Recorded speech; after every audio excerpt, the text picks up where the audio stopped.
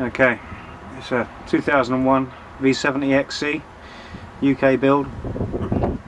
I'm going for swapping out the near side or left hand side drive shaft, trying to trace the vibration. So we need to start with the vehicle on the ground, loosen the wheel bolts, open up the centre cap, loosen off the centre bolt for the hub, and the drive shaft bolt. I've done that on this one already, so now's a good time to raise the car up, stick some axle stands under.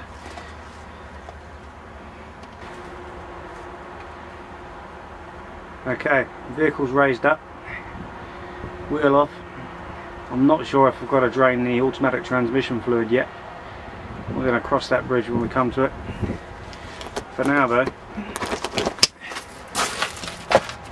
next step, the wire brush off all of this knuckle joint for the lower shock absorber where it meets the hub. Wire brush the threads and just get this whole area as clean as possible at the top, and that will help to free off these nuts and get them all the way off without any binding. The lower nut just needs to be loosened for this first attempt. I'm going to make it trying to leave everything behind except the drive shaft, so I'll just loosen this lower one. 21mm there, 18mm the other side, same at the top. Before you loosen any bolts, just use a centre punch to punch a mark on the shock absorber flange, and again on the hub itself. You can do a couple of these to line up where they've got two on this side, and the centre punch mark for the hub itself goes between those two marks. That's so that we can get the camber set to as close as possible to its original position when we reassemble it. Also, we need to remove the ABS wire from both positions there. For now, that's all that's needed to be done. Once you've got the centre punches marks made and it's all cleaned up, you can go ahead and loosen that or remove that top bolt altogether. Hopefully I'll be able to do that one-handed.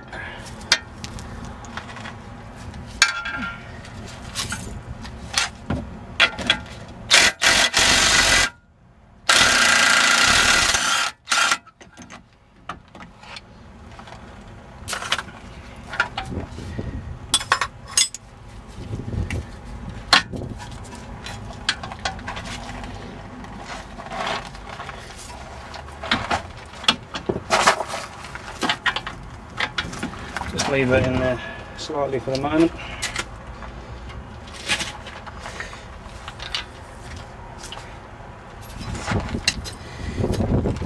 Next step, loosening off this centre bolt almost fully.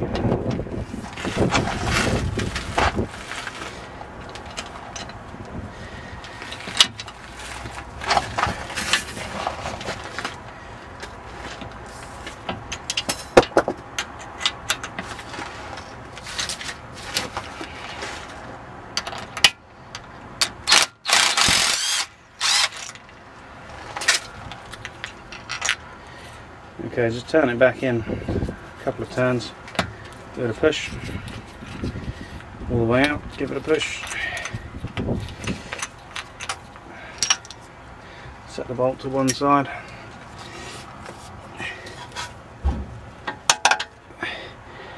take this top bolt out, the hub will fall forward,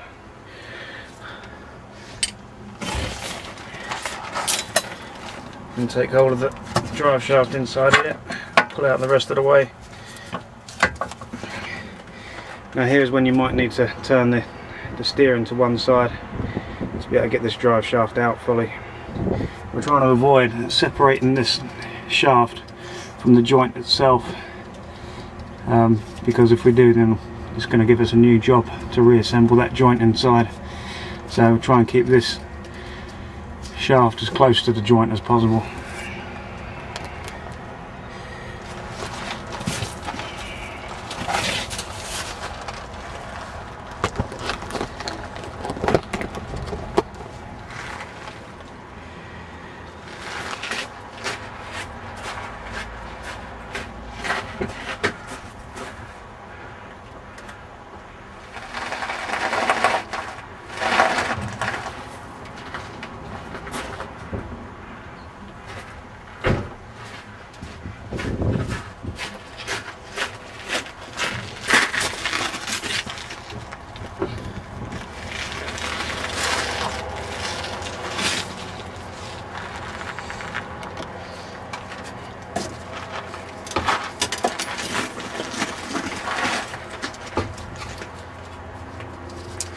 while you're working on the shaft, just pop the hub back together briefly with the top bolt.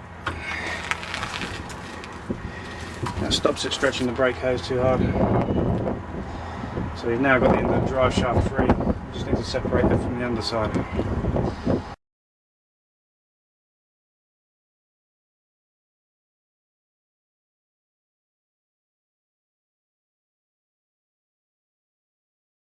Okay, so far I'm having a real issue, having a real problem getting this drive shaft out.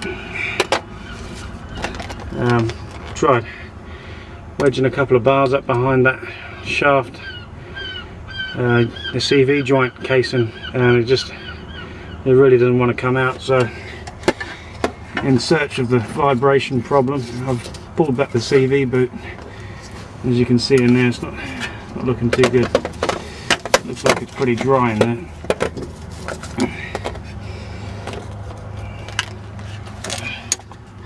Come around the other side.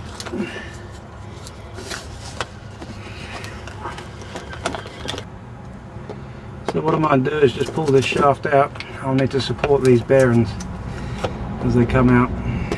As you can see, that's all going to spill out everywhere if I pull it right out now without the extra hand on it. So I'm going to pull that out and inspect it and re-grease it and reassemble it.